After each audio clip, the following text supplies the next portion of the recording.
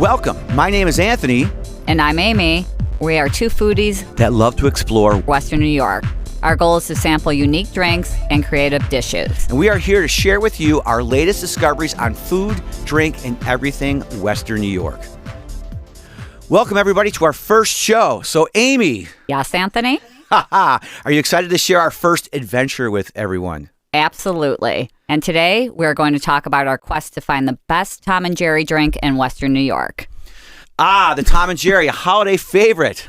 Why don't you tell everybody what a Tom and Jerry's is? Well, a Tom and Jerry is a traditional winter holiday cocktail. It is served between Thanksgiving and the middle to end of January, depending on the establishment that serves them. The drink uses eggs or egg whites, powdered sugar, brandy, rum, touch of nutmeg, usually topped off with some hot water and a cinnamon stick thrown in. Yes, and we'll have to talk about that because not every place had cinnamon sticks. Correct. And some places use different recipes. That is true. And that made a big difference. Well, the Tom and Jerry's become a recent holiday favorite here in Western New York with over a dozen restaurants offering them. Now that the holidays are over, we can share our favorite ones. So, Amy, how many places did we visit overall? And of course, this is a disclaimer. We did not do this all in one day. We are not drunks. We are not lushes. Depending on who you ask. Yeah, exactly. I think we visited 7 places altogether, and some more than once. That is true.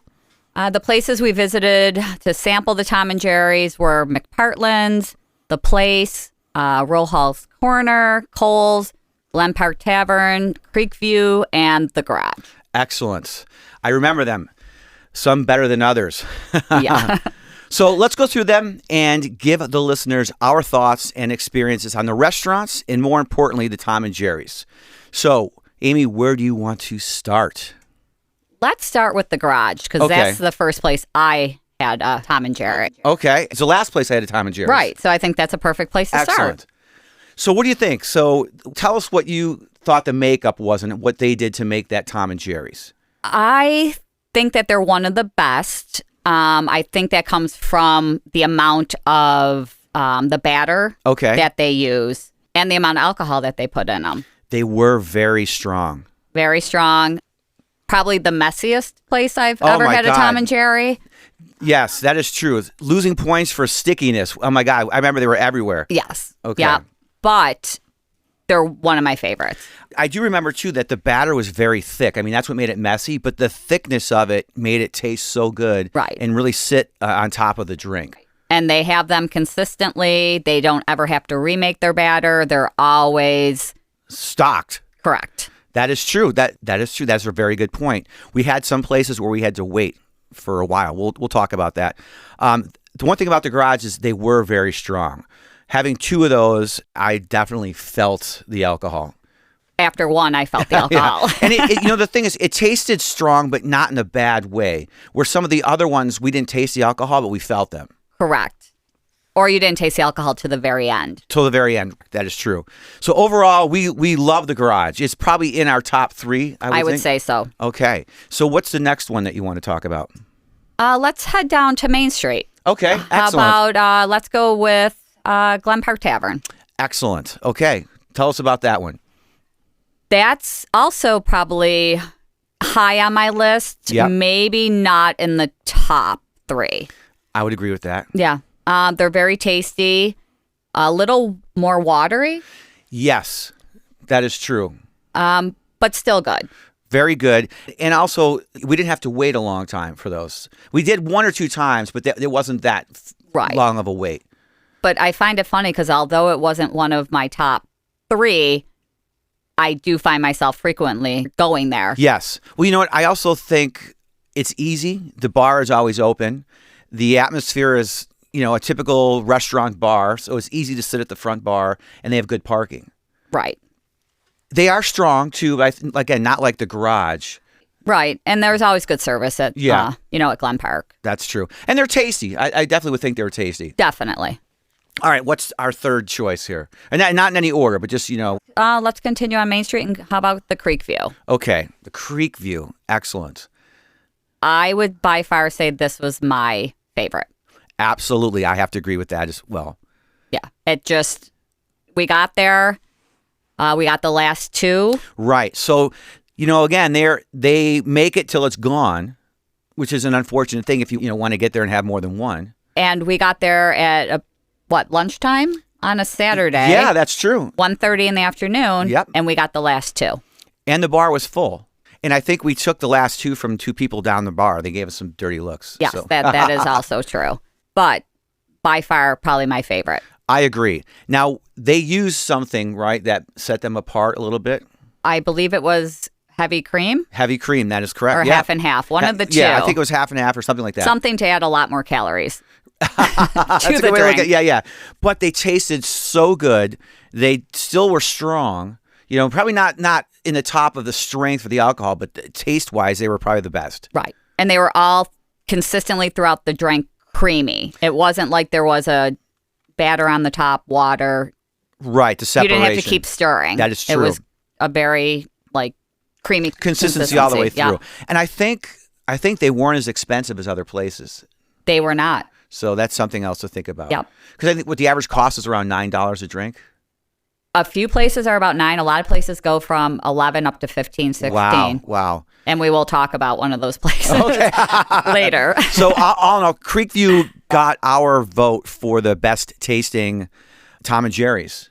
And also on the cheaper side. So you get, a good taste and a good value. So, all right, let's continue on. All right, let's start with, let's go to McPartland's next. Okay. Out of all 7 places that we went to, McPartland's is historically known for its seasonal Tom and Jerry. I would probably say it was my least favorite. I would agree with that. And they were small. Very small. They were tasty, but they just didn't compare to other places. No, I actually thought they were a little watered down. And they were pricey. Yes, that is true. They were very expensive. So, not to downplay, but Right. it just was not top of my list. If you're there for something else and you wanted a Tom and Jerry's, it would definitely hold you over. But I wouldn't seek out McPartland's for Tom and Jerry's. I would not either. However, I find it funny that the recipe I made at our cookie extravaganza was McPartland's recipe. And your recipe tasted so much better than theirs. Correct. That is interesting. Not to toot my own horn, but yeah. You can. This is the place to do it. But I just find that funny that it's the same recipe. Right. Small, expensive, and only okay. Right. Okay. That works. All right. What's next? Let's go to the place. The place. Ooh. I did like the place. I loved the place, to be honest. Definitely, in my probably top 3 as well. I would agree with that. I mean, the bartender alone was amazing. Oh, he was awesome. I wish I remembered his name. Yeah, it was just a great experience that day. We also, tried a few of their other holiday cocktails. That's true. Theirs I really loved. By far, though, the priciest of any place we've been. They were the priciest. I think the only saving grace for that is we got a mug. Right. Which I really didn't need the mug, but I do like the mug. And I like the mug, too, because if we make these at home, you have these Tom and Jerry mugs to use. Although if we bought a second one, I don't think we would have got a second mug for the price. So it would have been really pricey. Correct. I agree on that. But they were good. Again, from what I remember, the consistency was good. You didn't taste the alcohol too much. Their batter was really tasty, and it was blended well. Correct. I agree on that. Yeah. They weren't huge, though, either. It was just a regular coffee mug. Regular coffee mug. But that seems to be the standard. Yeah. I'd probably say the same size if I had to say the garage and the place compared. Yeah. But again, they're in my top 3. Mine, too. All right. Let's keep going. All right. Let's, how about Roll Hall's Corner? All right. Which is a place I've never heard of.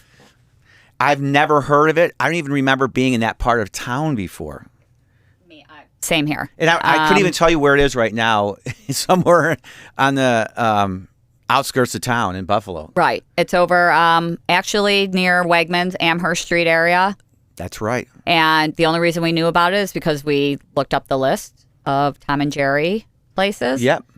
Definitely not what I expected when we walked in. No. Cute little corner bar. Little divey. Yeah, little divey. Not a lot going on. No TVs, no... Oh, that's right. Yeah, there was like no darts, no... They didn't have a jukebox. They were playing off of someone's phone or a Spotify list, right? The girl behind the bar was playing. Right. Yep. Although they do have a vinyl night at some point. I do remember that. But other than that, the music was just off of someone's phone. Right.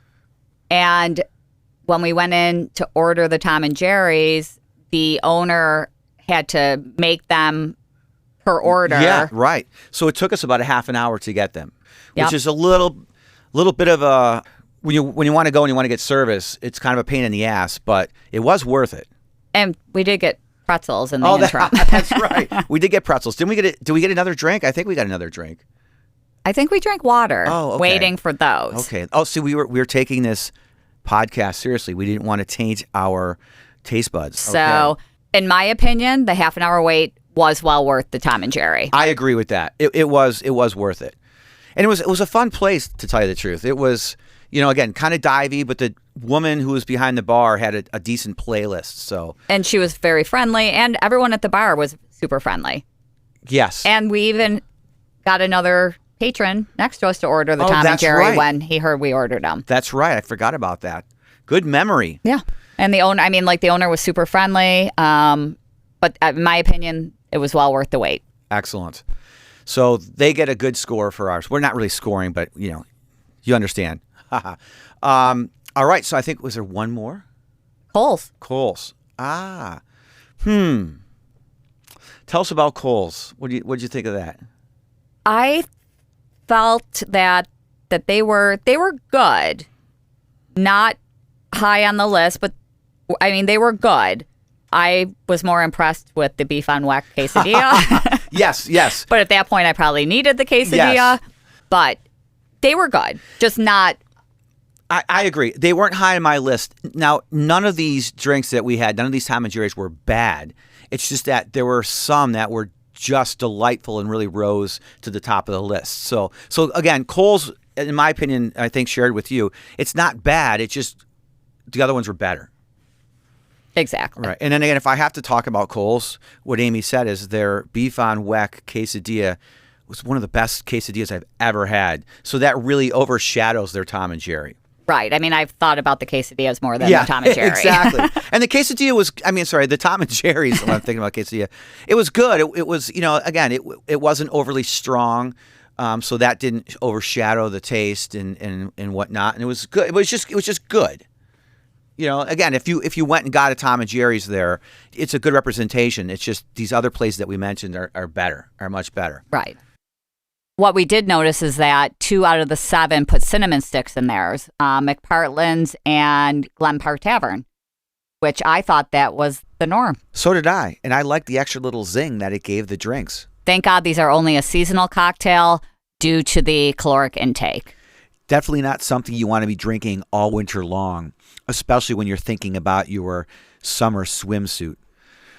Okay, just to recap our adventure and give everybody our top 3, in no particular order, we have Creekview, The Garage, The Place, and Rohal's Corner would come in a very close, I don't want to say third, but could be in our top 3 because they were so good.